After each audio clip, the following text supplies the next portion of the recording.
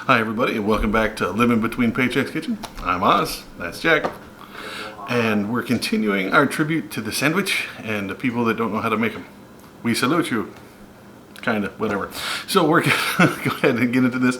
Now, if you got, like us, you got like random meats left over and stuff like that, or you just want a sandwich but you don't want a plain sandwich, or you want to try to impress somebody, or you're a fan of Andy Cap, look it up, Google it, it's a comic, whatever. We're going to show you how to make one of these big long hoagie, grinder, Subway, whatever the hell you want to call it, one of these long sandwiches. Let's get into it. So, very simple. First thing, you're going to need some kind of long bread. You can call this a hoagie roll or something. You're going to need to cut it. We'll get into that better. Some meats, cheeses, like we got ham, turkey, whatever was left in the fridge. Some cheese stuff like Colby, Swiss, whatever you can find. Some vegetables, whatever you're looking for. We got jalapenos, pickles, not the ones we made. Yeah. Tomatoes, we use the small ones. You get the black olives in a standalone package. You're gonna need some condiments, whatever you feel like using. Mustard, mayo. I like using the sriracha stuff when I'm at the stores, but mustard works pretty good. Yeah. Mayo's great. Olive oil and vinegar. Be sure it's olive oil. Don't just be throwing canola or peanut oil in your stuff for it's going to be horrible. Yeah, you don't want that. yeah. So a few different kinds of things you do. All right. So if it's not cut, just take your knife and cut it. Remember when Subway used to just cut a giant V or giant U out of the top of it, tear that strip off, and put it back in? I've never That seen made me that. sad because there was like whole mouthfuls that were just bread. It's ridiculous. So you could slice it. You can slice it all the way through, or you can rip it out, whatever, if you just want less bread. It's easier to handle when it's like this. And then get your deadly shiv there, your flathead screwdriver, and then your mayo. Like, you don't want to put a lot of it on here. You don't want, again, mouthfuls of white stuff like Jackman when he was a kid, apparently.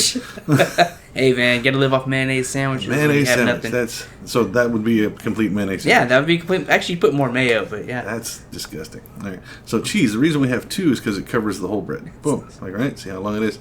Fits on there perfect. Now then, go ahead and put your meats. You want to put your meat and your cheese as close to the bread so it won't be falling off and curling up around your vegetables. Yeah. Vegetables can fall in the corner. You're fine. It's just a mouthful of salad. Yeah. And same thing with your meats. Kind of stretch them out to where they fit the whole meat thing. Right? Bonus pepperoni. Kind of like when you're measuring it, you want to stretch it out a little bit. Make sure you get every bit of it covered. Now be careful when you're putting this close to the edge of the floor pepperoni. No, floor pepperoni. Damn it. And this piece multiplies apparently. Let's get it a little further away from the edge. Yeah. So then you put your vegetables on there. That plate is sliding. That's weird. Vegetables. So pickles, you want to do very few of these because they can overpower it very easily, especially if you have like some sour ones. Jalapenos, be sure to space those out so you don't just get a single mouthful of jalapeno. I mean, I don't mind. Now, lettuce. You see this piece of white shit? Yeah, get rid of that. That's stupid. Like, that's what they'll serve you when you go to most of those restaurants. But you get that green lettuce, you can put it on there. You can put it on last, you can put it on first. The onions, again, don't want that big wad like it fell over there on the edge. Just kind of spread it out. Now, these tomatoes, they're a lot easier to use than the big ones. Much easier. And then you don't have to fight like giant strands of tomato when you put it on there. So it helps out. And then your black olives. Super cool. Oh man, right? I love black olives. I love black olives. I like the green ones, right? Sorry, I had to let the cat in. And then you get your black olives. I'll drown it with black olives. Yeah. Mostly because, now, green ones amazing. look just like pickles. They're oversalted.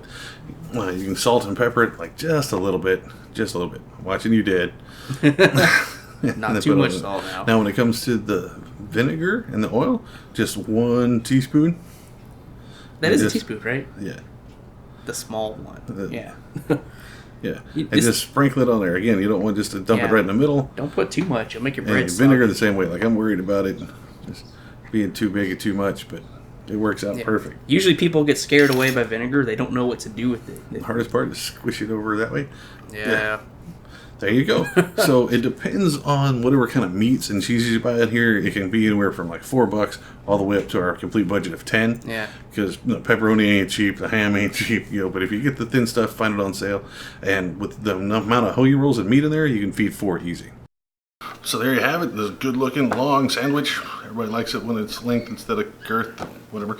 But there you have it. It's a simple, easy sandwich. It's really great. You can have it at your house. I don't know if it's $5 or not, but you get enough stuff to make like 8 of them, so it's good. So go ahead and try it out. If you do it differently or you like what you saw, just tell us down in the comments. Be sure to like, share, subscribe. Be sure to share us. We also have our cast iron giveaway going on right now. Be sure to share this video. It's got the hashtag Texas Cast Iron Giveaway, and we'll put you in the running. Be sure to be a subscriber, and we'll put you in the running. Other than that, you can catch us here on YouTube. Our videos are here all the time, but we upload on Tuesdays and Fridays. You can find us here at Living Between Paychecks Kitchen, or you can find us on Instagram at Living Between, or on Facebook at Living Between Paychecks Kitchen there. You can also find us there on Patreon under Living Between Paychecks Kitchen there. We're also listed on Pinterest, so you can find our recipes over there. And we'll see you next time. Thanks.